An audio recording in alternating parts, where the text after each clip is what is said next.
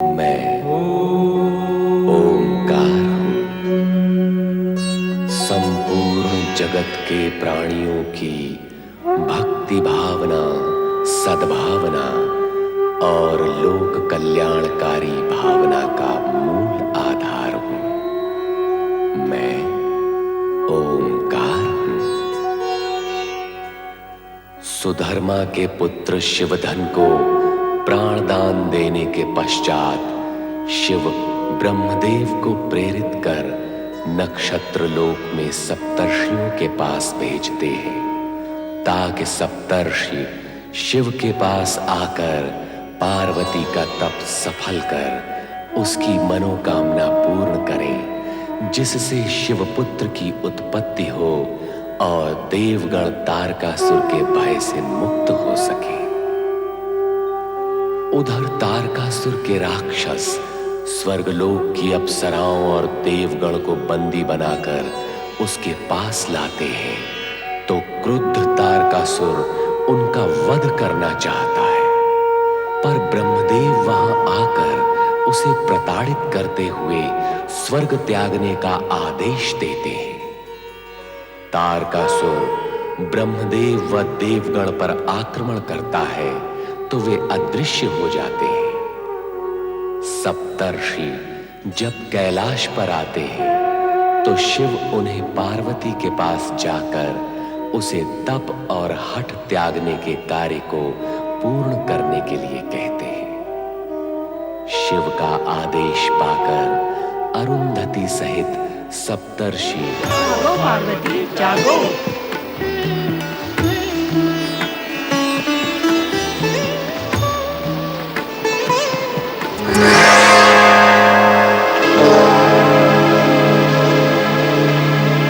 पार्वती, मैं अरुंधति और सप्तर्षिगण तुमसे कुछ चर्चा करना चाहते हैं।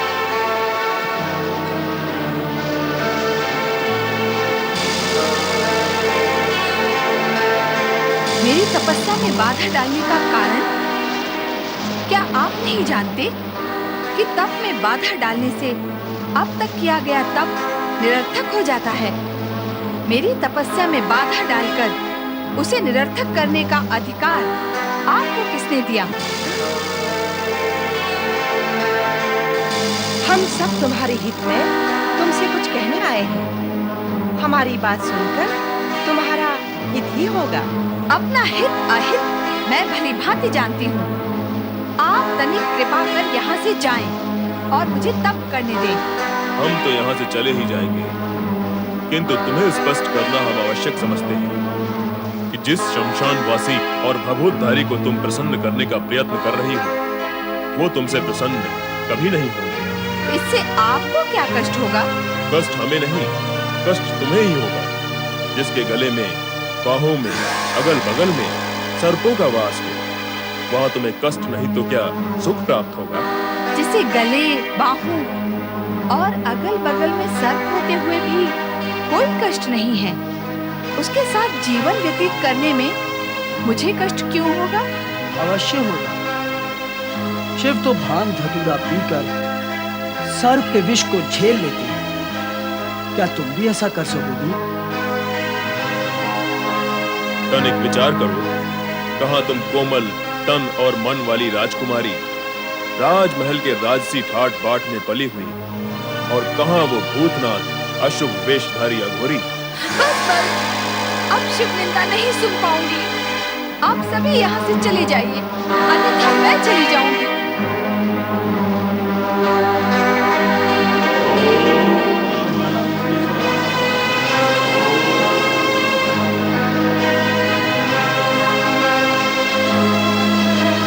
कठोर से कठोर और उग्र से उग्र तप करूंगी।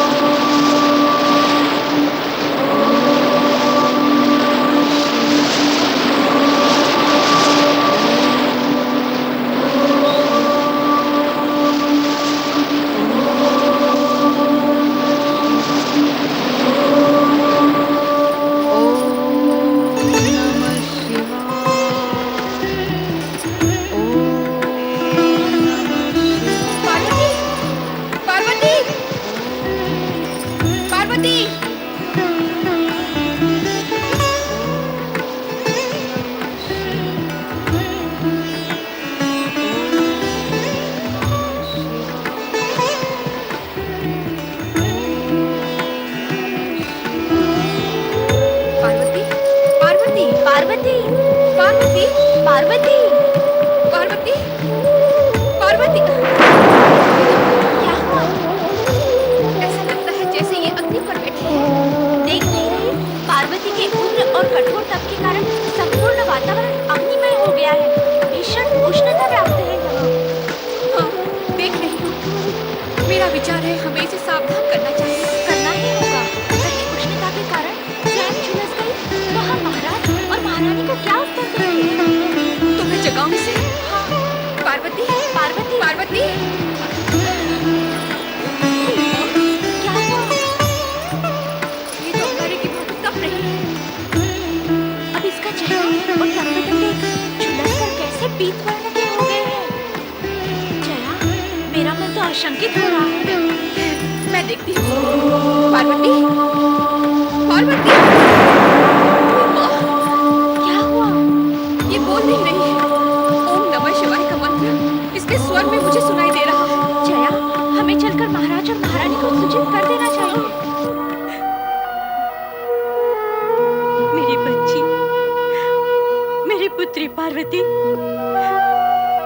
उसे कुछ हो गया ना तो मैं भी अपने प्राण त्याग दूंगी। नहीं रानी नहीं, उसे कुछ नहीं होगा।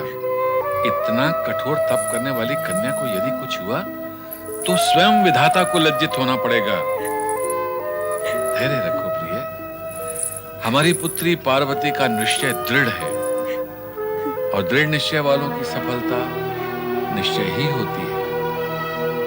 मुझे ढाढ़स बंधा रहे हैं पर मेरा मन नहीं मानता। मैं माँ हूं ना,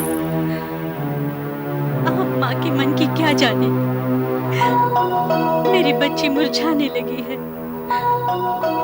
मैं अपनी फूल सी बच्ची को मुरझाते हुए नहीं देख सकती। मैं तुरंत वहां जाती हूँ और उसे वापस ले आती हूँ। नहीं रानी, तुम्हें शपथ है, एक पग भी आगे नहीं। पार्वती की शिव आराधना में बाधा डालने का पाप नहीं करना मैंने, पाप नहीं करना।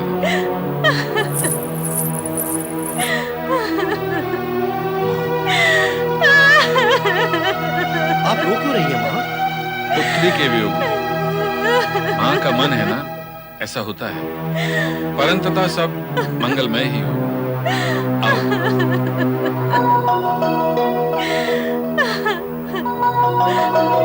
पार्वती,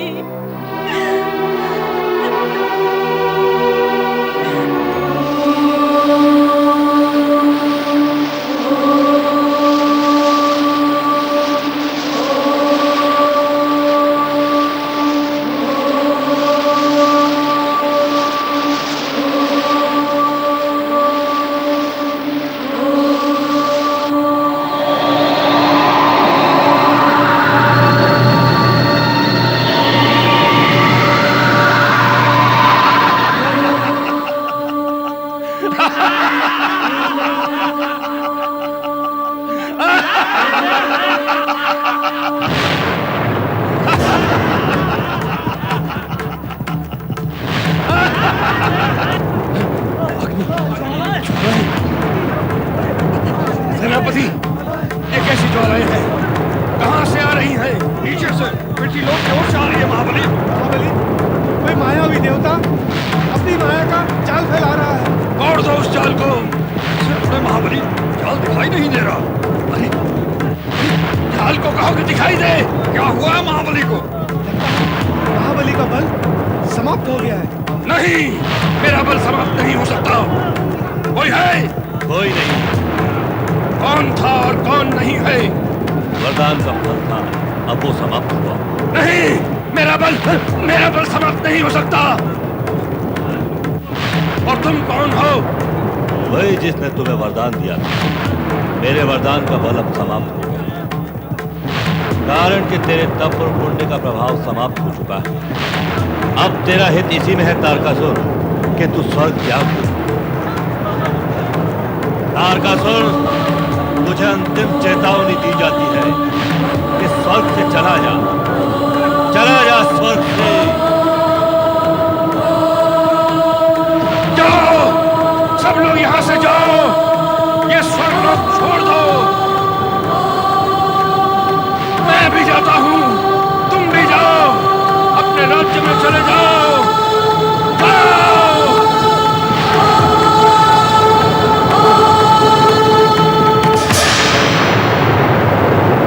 पार्वती के कठोर तप से उत्पन्न तेज के प्रभाव से असुराधिपति तारकासुर को अपने राक्षसों सहित स्वर्ग से पलायन करने पर बाध्य होना पड़ा। पंचाक्षरी मंत्र ओम नमः शिवाय के दिव्य प्रभाव से स्वर्गलोक में दिव्य शांति व अनुकूल वातावरण का निर्माण हुआ। पर देवराज और देवगण इस सुखद घटना से अभी तक अनभिज्ञ थे। मेरे विचार से यह स्थान पूर्णतया सुरक्षित है। यहाँ पर तारकासुर के राक्षस कभी नहीं पहुंच सकते। हाँ देवराज, यहाँ दूर दूर तक कोई राक्षस नहीं। राक्षस तो नहीं, किंतु वो देखो वहां हिमगिरी शिखर पर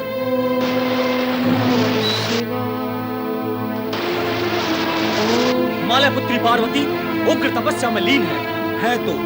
पर देवराज, हमने स्वयं अपनी आंखों से देखा है कि सप्तऋषि और देवी अरुंधति पार्वती के पास गए थे और उनसे इस कठोर तप को त्यागने का अनुरोध भी किया था, परंतु पार्वती ने तो उनका अनुरोध स्वीकार ही नहीं किया। उनका तप तो और भी कठोर होता जा रहा है। विधाता ही जाने इसका क्या प्रभाव होगा। मेरी बुद्धि निर्णय नहीं ले पा रही है कि ये जो कुछ भी घटित हो रहा है ये हमारे पक्ष में होगा अथवा विपक्ष में। अर्थात क्या वरुण देव? द्विविधा की स्थिति है ये, द्विविधा की स्थिति। यदि पार्वती का तप सफल नहीं हुआ और शिव ने उनका वरण नहीं किया तो शिवपुत्र कहां से होगा? और यदि शिवपुत्र नहीं हुआ तो तारकासुर वध की सारी संभावनाएं समाप्त हो जाएंगी। अर्थात हमारे कष्ट ज्यों के त्यों बने रहेंगे। कुछ नहीं कहा जा सकता। कारण की स्थिति अपने वश में तो है ही नहीं। यदि पार्वती का तप इसी प्रकार दिनों दिन उग्रतर होता गया तो इस सृष्टि में प्रलय का उत्पन्न होना निश्चित है। पर ऐसा भी तो संभव है कि पार्वती का तप सफल हो जाए और शिव विवाह हो, शिव पुत्र हो और तारकासुर मारा जाए। संभावनाओं और अनुमान के सहारे हमारे कष्ट दूर नहीं हो सकते, कदापि नहीं हो सकते। न जाने क्यों ब्रह्मा विष्णु महेश इस विषय पर मौन साधे हुए हैं। पार्वती के उस उग्र तप की ओर ध्यान क्यों नहीं दे रहे हैं वो? हम भी यही सोच रहे हैं। तारकासुर स्वर्ग में बैठा हुआ अत्याचार और दुराचार की बेल सींच रहा है और त्रिदेव शांति से अपने अपने लोक में बैठे हैं। हाँ देवराज, अब वो पृथ्वी पर अत्याचार न करके हम देवताओं और अप्सराओं को पीड़ित करने पर उतर आया है। क्या भविष्य है हमारा? नारायण नारायण नारायण श्रीमन्नारायण नारायण नारायण। देवर्षि, देवर्षि, आप यहाँ? देवराज, नारद के लिए समय और स्थान कभी निश्चित नहीं होते, किंतु आप सभी मुझे देखकर आश्चर्यचकित क्यों हैं? सत्य तो यह है कि आप सभी को देखकर मैं आश्चर्यचकित हो गया हूँ। आप क्यों आश्चर्यचकित हो रहे हैं? पहले आप प्रकट कीजिए कि आप चिंतित क्यों हैं? तीनों लोग इस बात को जानते हैं कि तारकासुर हमारे स्वर्ग पर अधिकार किए बैठा है। आपको अप्रिय तो लगेगा देवराज, किंतु अपनी स्पष्टवादिता की कुटेव से मैं स्वयं भी विवश और पीड़ित। ऐसी क्या बात है मुनिवर? ऐसी ही बात है देवराज, ऐसी ही बात है। कुकर्म करने वाला सदा ही दुर्बल होता है और दुर्बल सदा ही भयभीत और भयभीत होता है चिंतित। और आप भी चिंतित हैं देवराज। देवर्षि, सत्य अप्रिय होता है देवराज, किंतु उसे स्वीकार कर लिया जाए तो फल बड़े ही मीठे और मधुर देता है। नारायण नारायण। इस अप्रिय सत्य के आगे कोई प्रिय सत्य भी तो होगा देवर्षि। अवश्य है सूर्यदेव, अवश्य है। चिंता में चिंतन तो छूट ही जाता है। नारायण नारायण। जैसे आप सब यहाँ चिंताग्रस्त हैं और वहां चिंता का कारण कब से समाप्त हो चुका है। वो कैसे? हिमकन्या पार्वती के कठोर तप के पुण्य प्रभाव से वो दुष्ट अत्याचारी तारकासुर स्वर्ग से कब का पलायन कर चुका है।